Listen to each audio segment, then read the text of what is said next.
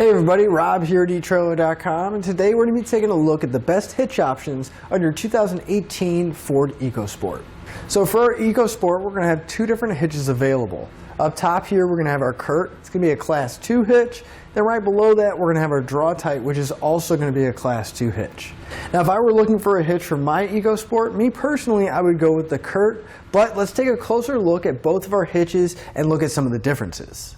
Now, if you look at both of our hitches, you'll notice right away that both of them are going to share a very similar design. Now, that's mainly because they're both going to install very, very close to the same and end up in the same spot on the car, so we're not really going to gain any kind of ground clearance or any kind of appearance issues with either one. On our EcoSport, we have the Curt installed here, and you can see exactly how it's going to sit once you have it on there. Cross tube is going to be hidden behind the bumper, so it'll have a nice, clean, almost factory look to it. And honestly, the Draw-Tite is going to sit in the exact same spot. Cross tube will be hidden, and the only thing we're really going to see is that receiver tube sticking out. Now, both of our hitches are going to give us that 1¼ by 1¼ receiver tube opening, and it means they're going to be good for bike racks, cargo carriers, a lot of those recreational purposes. But we can also tow with them, just regardless of which hitch you do choose. Just keep in mind that both of them have a specific drawbar or a ball mount that's available for each one. Now, they are going to be sold separately, but you can find them here at etrailer.com. Now, since both of our hitches are 1¼ they're going to sit about in the same spot. Really, the only difference in appearance is going to be the collar.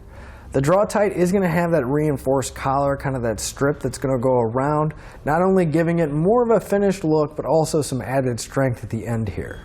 The Curt is also going to have a reinforced collar, giving it that added strength, but I just really like the way this one looks a little more finished, and they took a little bit more time paying attention to the little details. Now, as far as the installation goes for our Draw-Tite and our Curt, neither of our hitches are going to require any kind of cutting or drilling or any kind of modifications to our EcoSport. But the big difference is going to be the mounting locations. On the driver's side of our Draw-Tite, you can see here's our side plate here, and we're going to have 3 mounting locations on the bottom of the frame. Now, on our Curt, it's going to be a little bit different.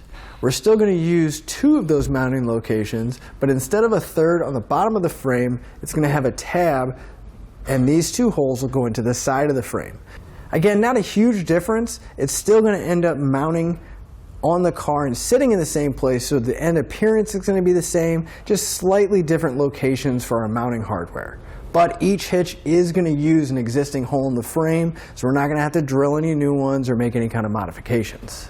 Now, obviously, if you're looking at a hitch, you have something in mind you want to do. Now, whether that's maybe we need to move a trailer every once in a while, or maybe we're going down to the lake and we want to take our jet ski with us, we can hook up that trailer. Maybe we just want to take a bike ride or take a road trip and need to make some room inside of our EcoSport.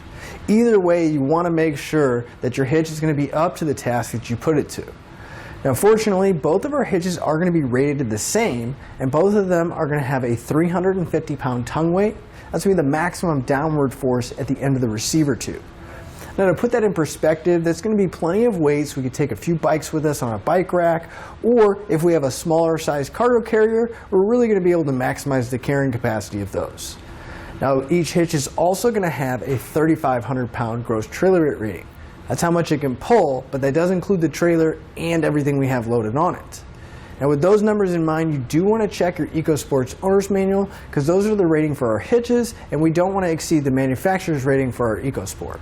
So to sum everything up, both of our hitches are going to be very, very similar, and it's really going to come down to personal preference. Do you like the collar on the Draw-Tite more, or do you like the collar on the Curt more? Because really, both of these are going to install almost identically and end up giving us the same end result of a nice clean look on the back of our EcoSport. Just having a hitch is going to make things a lot easier for us. If you do take those bike trips, and you take your bikes with you, it's going to prevent having to cram your bike inside the car or finding another vehicle so you can take some friends' bikes with you. Not to mention, it's going to alleviate the problem of having to get a roof rack. Some of us don't want to have to reach all the way to the top of our EcoSport and unload and load our bikes or any other gear that we have, and a hitch is just going to make it a lot easier to get all those things at the back of our vehicle. But again, I'm Rob here at etrailer.com, and that'll finish up your look at the best hitch options for your Ford EcoSport.